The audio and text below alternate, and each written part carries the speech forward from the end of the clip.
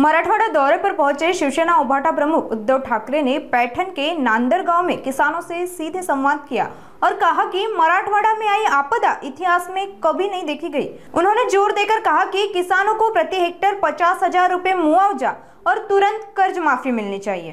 आगे ठाकरे ने सरकार की आलोचना की और कहा कि पैकेज और फसलों के लिए बीमा सिर्फ मजाक है और न्याय मिलने तक वे किसानों के साथ खड़े रहेंगे। उन्होंने किसानों से एकजुट होकर आवाज उठाने की अपील की और आश्वासन दिया कि जब तक किसानों को 50,000 रुपए नहीं मिलते वे किसानों के साथ खड़े रहेंगे। पैसे मिळणार तरी भाई नुसतं पंचांग काढतायत, मुहूर्त मागून मुहूर्त काढतायत, पण मदतीच्या नावाने ठणठणा।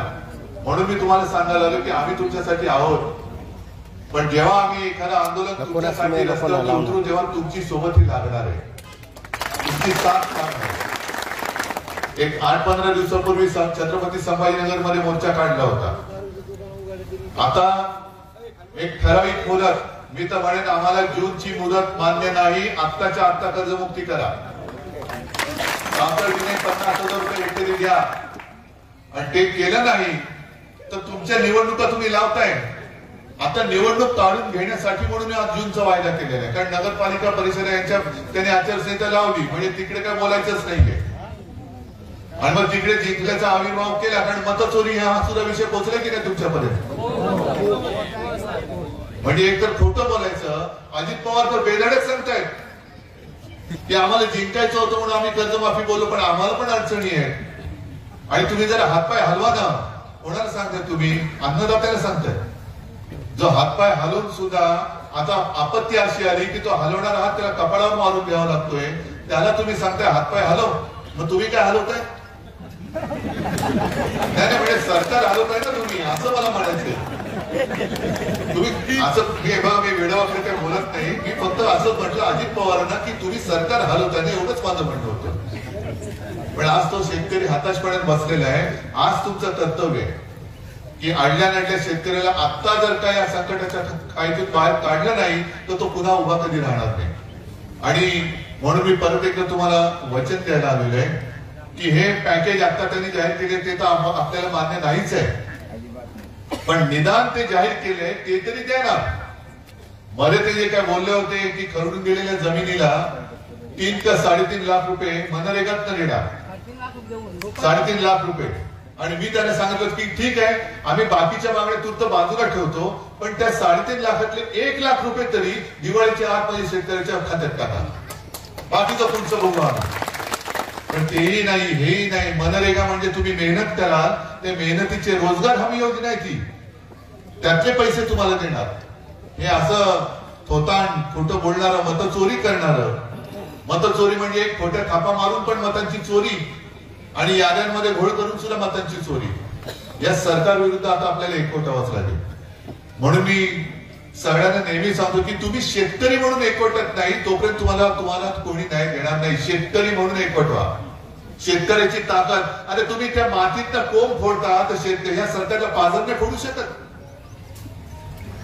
या सरकारला पाजर नाही फोडू शकत। शेतकऱ्याची ताकद काय असते ती दाखवून द्या पहिली, आणि ती दाखवण्यासाठी आम्ही तुमच्या सोबत आहोत। तुम्ही काळजी करू नका, बाकी कोणी येऊ न येऊ, मी आज मत नाही मागायला आलो, मी तुमच्याच लढ्यासाठी तुमची साथ मागायला आलेलो आहे। लढा तुमचाच आहे, लढणार, न्याय मिळवून देणार। आणि हे जे काय आता विम्याचे पैसे वगैरे जे काही येतात नाही, आता जसं दिलं 6 रुपये मिळाले, 3 रुपये, हे सगळे एकत्र करून आपल्या इथल्या कार्यकर्त्यांना द्या। दत्तांची काय ओळख करून द्यायची गरज आहे? आता त्यावेळेला लढलो होतो, बाहेरून मतदार आणले आणि पराभव केला। तुम्ही असेच बसला, 20,000 मतदार, हे मतचोरी बोलतो ती हीच बेधडकपणाने सांगतायत, कोण काय वाकडे करणार। बाहेरून 20,000 मतदार घेऊन आलो आणि आम्ही जिंकलो। अरे लाज वाटली पाहिजे, लाज वाटली पाहिजे।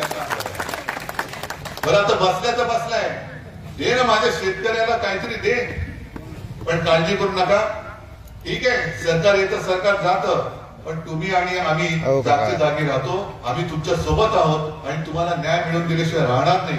फक्त या सगळ्या गोष्टी ज्या ज्या तुम्हाला अनुभवाला येतील,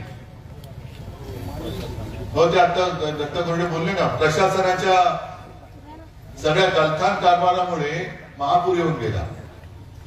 म्हणजे एक तर आसमानी खाल्ला सुलतानी आणि यांना आपली खुर्च्या काही सोडत नाही.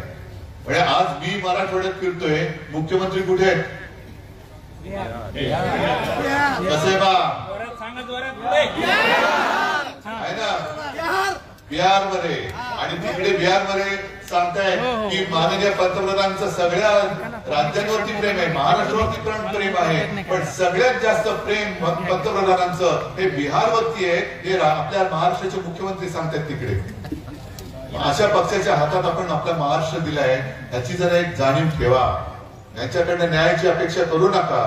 आपल्याला स्वतःला म्हणजे तुम्हाला सगळ्यांना हे सरकार ताब्यात घ्यावं लागेल. शेतकरी म्हणून एकवट व्हा.